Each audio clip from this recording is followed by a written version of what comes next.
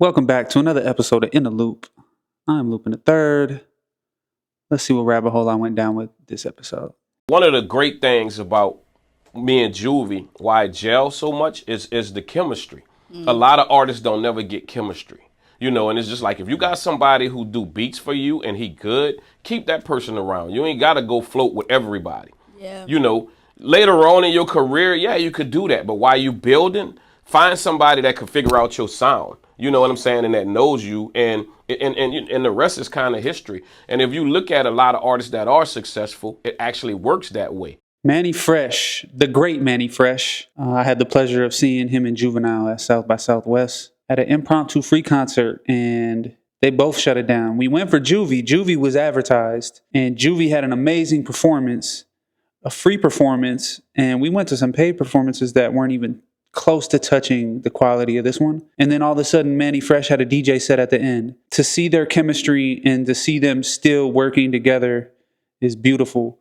And I think he has an amazing point here of how an artist working with a producer, building a relationship and being able to craft projects and work together is important. Instead of just bouncing around to everyone, you now have, as an artist, a pipeline of inspiration to work from and a working relationship that can be fine-tuned and improved upon.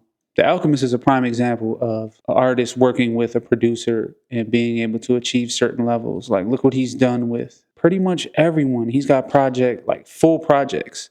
Yeah, he'll have single, songs on people's albums, beats on people's albums, but some of my favorite works of his are where he does the whole project with the artist. And even right now, I'm excited to hear the Erykah Badu and Alchemist. I didn't get a chance to see them live, but I'm really hyped to hear the project. And I just know it's going to be amazing. And the fact that they work together, artists can reach out to him and be able to build something whole, like a whole project. Instead of chasing the hottest producers, find someone and work with them. I have some space to work with a few artists right now. So if you know anybody that sings, raps, or both, or just an artist that likes to make creative work and collaborate and work together on ideas, send them my way. Contact Loopin the Third, Loopin III at gmail.com, and we can get a little something going. But again, find people you love to work with, and you don't have to just hop around and build a working relationship and, create amazing art. There is someone right now who seeks to hear exactly what you long to say. And the beauty of this is I like to think of it as a soul playlist. So imagine we are all walking through this human experience, seeking to curate the most divine and delicious playlist that reflects our deepest self and our purpose and our higher self back to us. The love within us back to us, this deep remembrance, right? And so people are walking through earth, collecting soul songs to add to their soul playlist, and you are one of those songs. Wow, that puts it in perspective. I understood. She spit some game right here. Each of us as individuals, I'm part of this as far as thinking what you have to say in the moment doesn't matter, or how you feel in the moment doesn't matter. But the way she's put it here is beautiful. It matters to someone in that situation right then. I think I bite my tongue too much in situations where I really have something to say or I really feel a way about the situation. And too many times I won't speak up. That wave of words, that wave of inspiration is hitting you to say something for a reason in that moment to whoever's around, to a person around. I never thought of it that way because I think a lot of times you have this idea in your mind, especially artists, like I'm going to affect so many people with the art and the perspective and the take I have on this. And when there's only a few people around, you might not see it as just as important. Tupac once said, I might not change the world, but I guarantee I will influence the mind of the person that can and that will, something of that nature. If you're so called to say something, say it. Say how you feel in the moment to whoever's around. And people are collecting these songs for their soul playlists. And you are part of their playlist, or you can be, and you should be. So I'm taking a page from this as well. Let's speak our mind, say how you feel in the moment, because that's what matters, and that's how you can become your true, authentic self. Surround yourself with people that's just as hungry and eager to learn, eager to succeed as you are. And don't let nobody talk you out of your vision because they can't see it. I think that's the biggest mistake I ever made. Because, we all have visions. Each and every last one of us. Every human being on earth has a purpose and has a vision or something that they can contribute. It comes to us first by way of a vision. Something that you see in your mind, an idea that you have. Nobody else had it. It's yours. And the first thing we usually do is go to our peers and go to the people around us and tell them of our vision. And because they don't have the same vision or they don't believe that they could achieve properly execute this vision. First thing they say, "No, man, you can't do that. What you won't do that for, man? Ain't nobody did." And the first thing we do is like, "Damn, that might be a dumb idea. Let me just." And then a year later, you'll see another motherfucker who just done got shot through the roof doing the exact same thing that you just said. Too many times I've had visions and let them go and not done them. And let me take accountability here, because I have allowed outside interference and outside perspective make me look differently at my vision. And that's a tragedy that I have to live with, knowing I didn't execute on visions that I had or ideas that I had. And it's one of those shoulda, coulda, woulda, but I can't live in a shoulda, coulda, woulda. You can only go from now. Don't let anyone talk you out of your vision. T.I. put it beautifully here. And Rick Rubin has said it before as well, where an idea comes to you, act on it, execute on it. It's speaking through you. It's not you. It's not yours. But you are the vessel that can carry the vision out, the idea out. And if you don't, like T.I. said, a year later, you see somebody with the vision like, "Oh man, that's the idea I had," or "that was my plan," but you didn't act on it, and the idea had to get out. It had to get to the universe somehow, so it will go through somebody else. So if you have an idea, act on it. And I'm speaking to myself as well. Act on the ideas and don't look at the barrier of entry. It may be overwhelming. You could be like, "I have an idea of a new textile fabric that can change the world." And it's like, I'm calling around trying to source, and the companies are telling me they can only do it for 10,000. And it's like, well, how do I get the sample? Keep working through it. You will find a way by being persistent. But don't let anyone talk you out of your vision just because they can't see it. Believe in yourself and execute. And I'm talking to myself as well. This is called the songwriters, recording artists, and beat makers. We need to talk about community and why you need to be a part of one. In the music industry, everybody's talking about a team. I want a team, I need to get a team, and how important it is to the artist. Before you get a team, you need to build or become part of a community. Art is collaborative, and the best way to collaborate is to surround yourself with gifted and talented people. I bring this up because this week I am celebrating two really great projects that I got to be a part of. A song that I co-wrote just hit 10 million streams, and a project honoring the life and talent of UK drag races, The Vivian. If you're not sure what building a community looks like, it looks like showing up for other artists when they need you, being supportive, and being a fan of other creative people. One of the greatest things about some of the things that are happening to me right now is I get to celebrate those successes with my creative friends. And I want this for you. Oh yeah, one last thing. Pre-save Your Light Will Shine with Bentley Robles, Tia Coffee. He's got a valid point here. Everybody wants a team, more people. And when you think about it, it's kind of a selfish outlook. You do need it, but I think what's more important here is community and building community. How vital being part of a community is and growing a community. I've been thinking about an idea to build community around the Loopin the Third channel and producers and artists, and toying with the idea. If you have any suggestions, or if you have a community that I can also be a part of and support you, drop it down in the comments below and let me know. I would love to. I'm looking for more artists to not just work with, but to be a fan of, and to be able to support their work and be able to appreciate their work. I think there's a lot of people out here creating amazing things. Within community, you're able to talk and create those things together, which is dope and which is important, because I am a firm believer that collaboration creates the best art. Your perspective matters, but your perspective in conjunction with other perspectives creates a whole new perspective and allows everyone to grow. Artists and producers become part of a community, create your own community, and we can all connect and collaborate. You had a period where you were very interested in having public conversations about radical empathy. And you were speaking openly and seemingly from the heart about this idea that hurt people, and that you wanted to sort of look for the good in the biggest villains in society. But I quickly learned that people don't like their hate interrupted.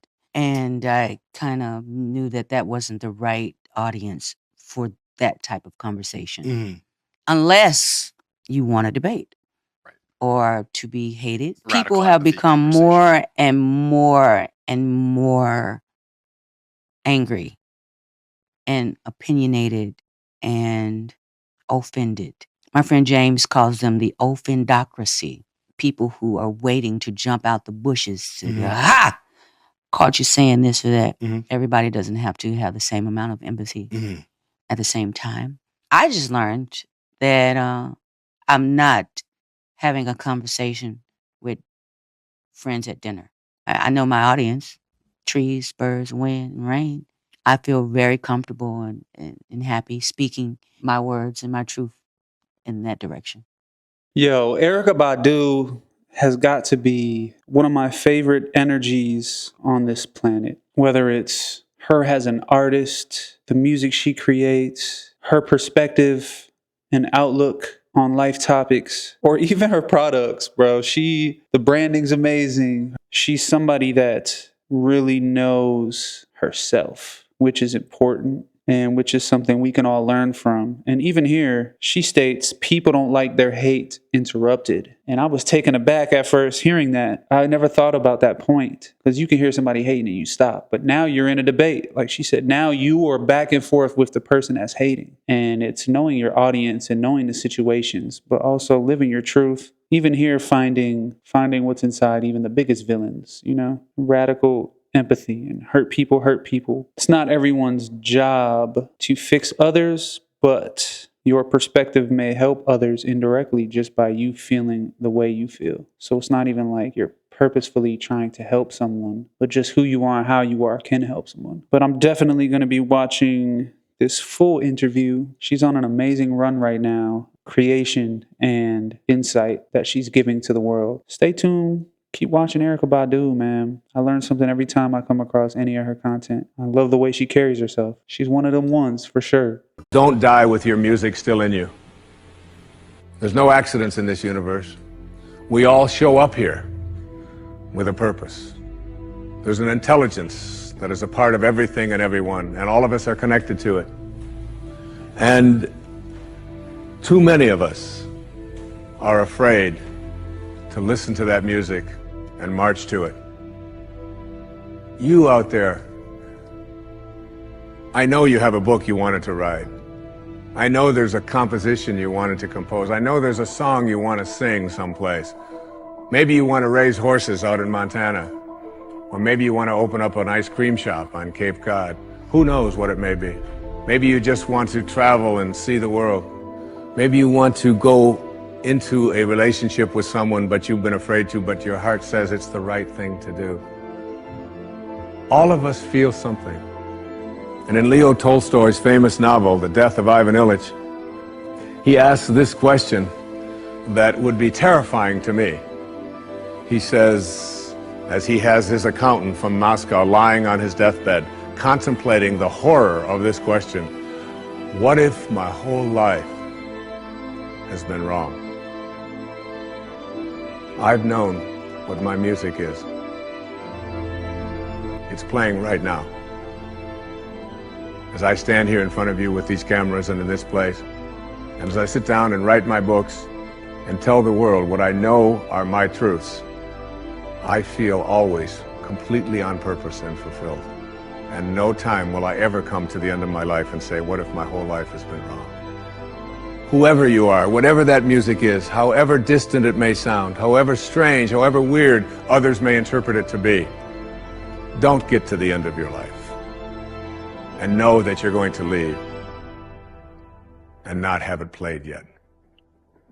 Don't die with your music still in you. Whoa, this one felt powerful. I don't know if it was just the just the suspenseful music behind it, but don't die with your music still in you. We're now in a time where It's never been easier to record and release and share your music to the world and be able to blow up and be able to live off of your art. But the ease has also allowed the door to be open to everyone. So it feels crowded. It feels like, oh, you got 100 views, you got 20 views, but my view count isn't at 1 million. My song isn't streaming in the millions, but you still created the music. It still inspired you to make it. You were still called to being an artist. I think that's the most important part. And I'm taking notes off this video as well, and I hope you are too. Either you just live with all that music inside your head, inside you, and never let it out. And then when your time comes to leave this earth, nobody ever hears it and it never gets played. And it feels tragic, feels heartbreaking that too many of us, me included, don't finish music and don't release it and don't give it to the world. Don't die with your music still inside you.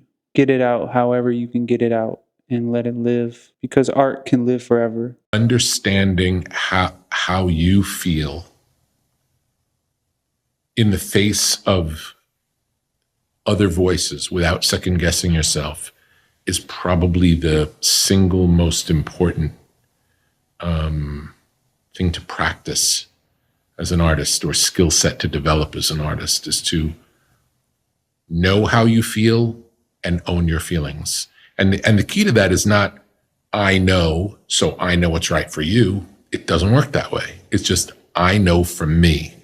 And the reason I chose to be an artist is to demonstrate this is how I see it. If I'm undermining my taste for some commercial idea, or it defeats the whole purpose of doing this. That's not what this process is about. This process is, I'm doing me and I'm showing you who I am, and you can like it or not, but either way, this is still how I see it. I think this ties into the video we just watched. The not just creating and releasing your music, but the also to know how you feel in your perspective and own it during the creation. Being let down, or you feel set back in, oh, I'm not gaining traction in my music, or I'm not gaining traction in my art. You get lost in the voices around you of, oh, they're creating this and they're creating this and they're creating this. I need to create something in the same vein as everybody's creating. But then your voice gets lost and who you are gets lost. And I've fallen victim to this as well. If I make something that's in the same vein as what they're doing and create something that's similar or lives with all this other stuff that's blowing up, ruins the purpose of you creating what you like and your voice as an artist. So this is definitely another video that I'm taking note from, to know what's right for you. And if something doesn't work for you, then don't do it, and find out what does work for you and demonstrate how you see it and your vision and perspective. You're a brave person, what they call the 4 o'clock in the morning courage. Wait when things go completely to pieces, when things are the worst, when your very best deal falls apart and your rent is late and you're tired and you're sick and everybody is mad at you and your car doesn't work. Then it's the person that picks themselves up and says, nothing is going to stop me. You know, the best quality in the world that you can develop is to develop the quality of being unstoppable. Develop the quality of being unstoppable. Say in yourself that no matter what life throws at me, it'll never stop me. No matter how rough it gets, I will never quit. And nothing will ever stop me. And believe me, if you decide to go for the goal in your life, you're going to get knocked down over and over and over and over again. But without those obstacles, no success is possible. Make the decision that you can be tired, you can be worn out, but nothing is ever going to stop you. Give it your best shot. It's the basis of self-esteem. That 4 o'clock in the morning courage, find it in yourself to have a deep belief that no matter what, you will keep going and you will pick yourself up. And I'm speaking to myself right now because sometimes the ebbs and flows of life get you on that downturn and you want to beat yourself up and you want to think, do I want to keep going? If you're strong-minded, you will push through and realize that after every down period, there's an up period on the horizon. And then after every up period, there is a down period. I've been having to remind myself that, especially as of recently, I've made it through so much already this should be nothing. The struggles of now should be nothing.